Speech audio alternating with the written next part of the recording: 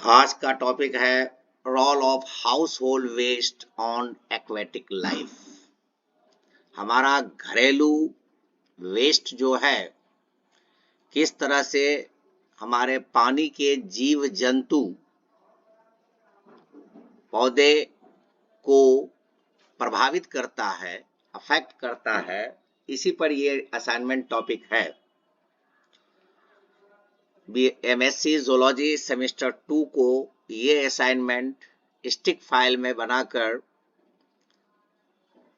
खूबसूरत से खूबसूरत बनाकर लेकर आना है एग्जाम में।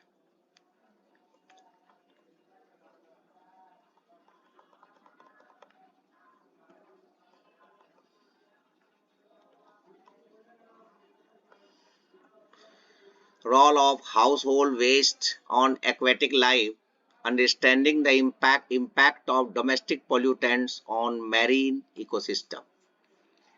यानी किस तरह से घरेलू वेस्ट जो है, जैसे सब्जी कटी हुई, पेपर, प्लास्टिक वेस्ट, ये सब हमारे एक्वेटिक इकोसिस्टम को, मैरीन की जगह पे यहाँ पर एक्वेटिक लिख दें तो ज्यादा अच्छा है।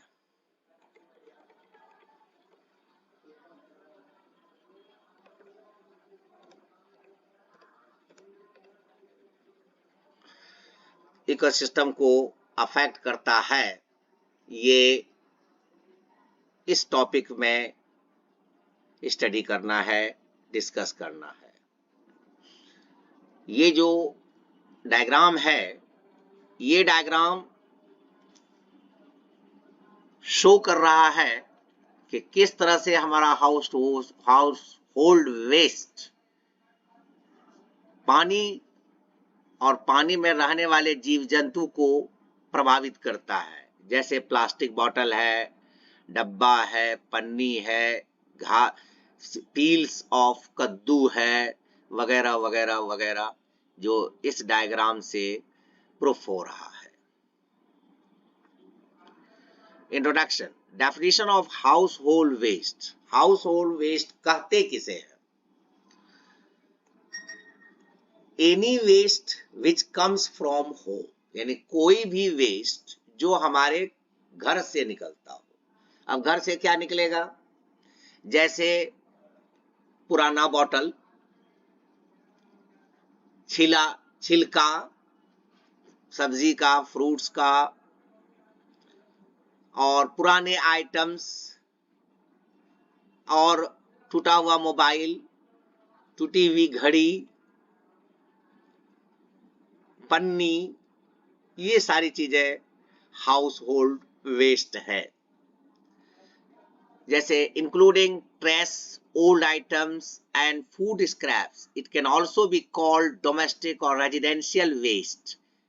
अब ये सारी चीज एग्जाम्पल्स ऑफ है, जैसा कि मैंने कहा, टूटी हुई हमारा जो फर्नीचर है, या गद्दा का गुद्दुर वुद्दुर हो गया है वो, इलेक्ट्रिकल आइटम्स जो है, जैसे होल्डर है, स्विच है, बेकार हो गया, उठा के फेंक दिया। गार्डन वेस्ट है, सूखी हुई पत्ती, या हमने उसमें जो ऑर्गेनिक वेस्ट डाला। पेपर है, मैगजीन है, न्यूज़पेपर है, ये सारी चीजें ये हाउस होल्ड वेस्ट के अंतर्गत आता है। Sources of household waste, कहां से आता है हाउस होल्ड वेस्ट? जैसे फूड वेस्ट। फूड वेस्ट हम लोग जैसे सब्जी छीलते हैं, फल छीलते हैं, या फल सड़ जाता है, या सब्जी सड़ जाती है, ये फूड वेस्ट हो गया। खाना, चावल बच गया, रोटी का टुकड़ा, ब्रेड का टुकड़ा, ये सारा फूड वेस्ट है। Packaging, waste from packaging materials. जैसे हम प्लास्टिक से लपेटते हैं, दूध को पैक करते हैं प्लास्टिक बोतल में, जब तक वो काम दिया ठीक, नहीं तो टूट गया, फट गया तो उसको उठा के फेंक दिया। ग्लास, पेपर वगैरह। केमिकल वेस्ट, जैसे हम लोग फिनाइल्स रखते हैं, क्लीनर रखते हैं, रेफ्रिजरेंट्स रखते हैं, और इस तरह के जो केमिकल्स हम लोग घर में यूज करते हैं, मच्छर मारने वाला गुड नाइट वगैरह वगैरह जो थोड़ा बहुत रहता है उठा के फेंक देते हैं, ये सब केमिकल वेस्ट में आ गया। इलेक्ट्रॉनिक वेस्ट में जैसे टीवी टूट गया या होल्डर खराब हो गया या इलेक्ट्रॉनिक घड़ी खराब हो गई या मोबाइल वगैरह ये सब जो है खराब हो गया, मोबाइल का स्विच खराब हो गया, मोबाइल का चार्जर खराब हो गया, उठा के उसको फेंक दिया, ये सारे इलेक्ट्रॉनिक वेस्ट में आता है।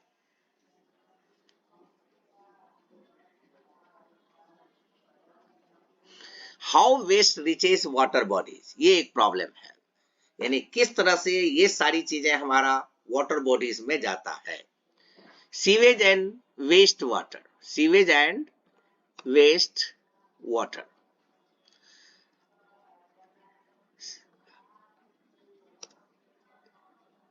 क्योंकि जो भी सीवेज हमारे घर से निकलता है, चाहे वो छिलका हो या पेपर हो या ये सारी चीजें हो, उसमें ऑर्गेनिक मैटर होता है और वो केमिकल रिलीज करता है और उसमें वो पैथोजन भी होता है। तो ये चाहे तो पानी के साथ ग्राउंड वाटर में चला जाता है जिसको कंटेमिनेट करता है, खराब करता है, या नियर बाई वाटर बॉडी जैसे तालाब है, नाला है, ये सब है, वहां पर अगर चला जाता है तो उसको किसी न किसी एंगल से खराब करता है। इम्पैक्ट्स ऑफ, नेक्स्ट है improper solid waste disposal. Improper solid waste disposal में यही सब आ गया कि जैसे हम लोग डीडीटी वगैरह डालते हैं उसमें, घर में, खेत में, या घर से जो निकलता है इलेक्ट्रॉनिक आइटम्स या पॉलीथीन वगैरह वगैरह, उसका सही से ये सॉलिड वेस्ट होता है, इसका डिस्पोजल सही से नहीं होता है, तो ये रन ऑफ यानी पानी के साथ लीचेट हो जाता है, ब्लीच कर जाता है उससे। तो ये है leachate from landfills, untreated municipal solid waste generates leachate which can contaminate ground water and surface water। तो उस तरह उससे जो भी केमिकल निकलता है वो ग्राउंड वाटर और सरफेस वाटर में चला जाता है। Run of, rain water can carry pollutants, जाहिर सी बात है, आपने नाला में रखा, बारिश हुई, बारिश में तेज बहाव होता है, उस बहाव के साथ वो नाला में चला जाता, नदी में चला, तालाब में चला जाता है। अगर तालाब कनेक्टेड विद नदी है तो नदी में चला गया, और नदी कनेक्टेड विद समुंदर है तो समुंदर में चला जाता है। इस तरह से हमारे वाटर बॉडीज में ये सब चीज ट्रांसपोर्ट होता है। Impact of household waste on water resources, क्या क्या है? वाटर पोल्यूशन, वाटर पोल्यूशन का मतलब ये हुआ कि जब ये सारी चीजें पॉन्ड में या नाला में या नदी में जाता है तो वो उसकी क्वालिटी को और क्वालिटेटिव चेंज ला देता है, इसी का नाम पोल्यूशन है। इसी का नाम क्या है? जो हमारे वाटर को, सॉइल को, एयर को क्वालिटेटिवली चेंज कर दे, उसी का नाम पोल्यूशन है, और उससे तरह तरह की बीमारियां पैदा होती है। नेक्स्ट है हेल्थ हैजर्ड्स, जैसे आपने पन्नी फेंका, प्लास्टिक फेंका, वो नाला को ब्लॉक कर दिया, वाटर स्टैग्नेंट हो गया, वहां पर मॉस्किटो ब्रीडिंग हो गया, हाउस फ्लाई ब्रीडिंग हो गया, उससे डायरिया पैदा हुआ और मॉस्किटो से जो है आपका मलेरिया पैदा हुआ। इस तरह से आपका पानी वाटर रिसोर्सेस में चला गया, वो पानी अगर ड्रिंकिंग किया, चाहे मेरा एनिमल हो या हम हैं, तो उस तरह से तरह तरह की बीमारियां होती है। इकोसिस्टम डिसरप्शन, इकोसिस्टम डिसरप्शन में जब ये सारे न्यूट्रिएंट्स वाटर बॉडीज में जाएगा तो वाटर बॉडीज में एक्वेटिक ग्रोथ होगा, एक्वेटिक ग्रोथ की वजह से ऑक्सीजन की कमी हो जाएगी। Eutrophication, excessive nutrients from sewage and wastewater can cause algal blooms leading to the depletion of oxygen and the death of aquatic life। मतलब कि जब ये सारी चीजें होती है तो उससे, इस प्रोसेस को जब एक्सेसिव न्यूट्रिएंट्स वाटर बॉडीज में हो जाता है तो सीवेज और वेस्ट वाटर जो है तो अल्गल ब्लूम होता है, यानी अलगी की ग्रोथ होता है, पूरा भर जाता है। जब भर जाएगा तो ऑक्सीजन की वाटर में जो डिजोल्व ऑक्सीजन है उसकी कमी हो जाएगी, और जब वो डिजोल्व ऑक्सीजन कम हो जाएगा तो एक्वेटिक एनिमल जो है वो मर जाएगा। आमतौर से हम लोग देखते हैं कि जब तालाब में वो हो जाता है तो मछलियां मरने लगती है, लोग कहता है कि दवाई डाल दिया है। ऐसा नहीं होता है, ज्यादातर वो सफोकेशन से मरता है, क्योंकि वाटर में डिजोल्व ऑक्सीजन जो है वो कम हो जाता है। इसके वजह से वो सफोकेट हो जाता है, और सफोकेशन की वजह से वो मर जाता है। ये चूंकि ज्यादा लंबा करने पर ये वीडियो बहुत लंबा हो जाएगा। ये दिखाई दे रहा है कि वो हाउस होल्ड वेस्ट क्या है। ये जो है a good man, a kind man, collecting from different places and helping us by this way of service.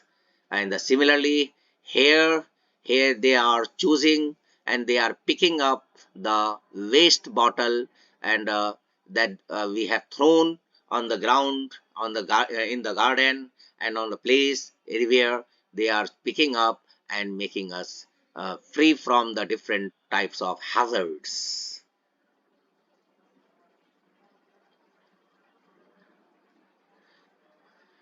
हाँ हाँ, ये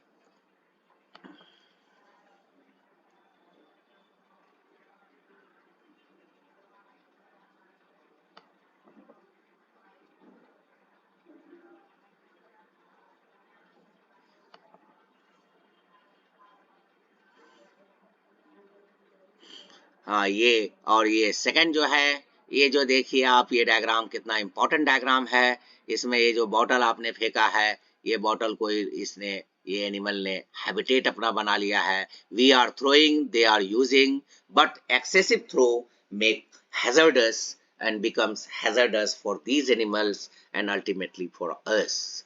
सिमिलरली ये देखिए कितना गंदा लग रहा है देखने में। ये सिर्फ हम ही लोगों का करतूत है। अगर हम लोग इसका ये ना करें तो हम लोग बहुत तरह की परेशानी से बच सकते हैं। हम लोगों को अल्टरनेटिव मेथड सोचना चाहिए, रिसाइकलिंग प्रोसेस सोचना चाहिए, कम से कम ये सब का यूज करना चाहिए, and we have to dispose it up in the proper place also. Statistical data में किस तरह से हमारा ग्लोबल प्लास्टिक जो है ये हो रहा है, ये है, और ये डायग्राम दिखा रहा है कि किस कंट्री में कितना प्लास्टिक यूज हो रहा है। और ये है solutions and preventive measures, household waste management tips, किस तरह से हम उसको मैनेज करेंगे। रिसाइकलिंग और बायोडिग्रेडेबल अल्टरनेटिव्स को हम सोचेंगे किस तरह से, जैसे कर्नाटका में ये जो है उससे बिटुमिनस तैयार कर लिया पन्नी से जला करके, तो एक हो गया। उसी तरह से गवर्नमेंट पॉलिसीज ने बनाया है और ग्लोबल एफर्ट्स है।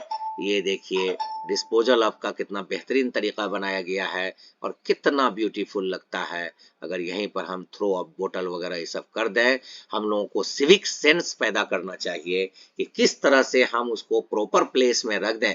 We can use, but it is not prohibited that you can use.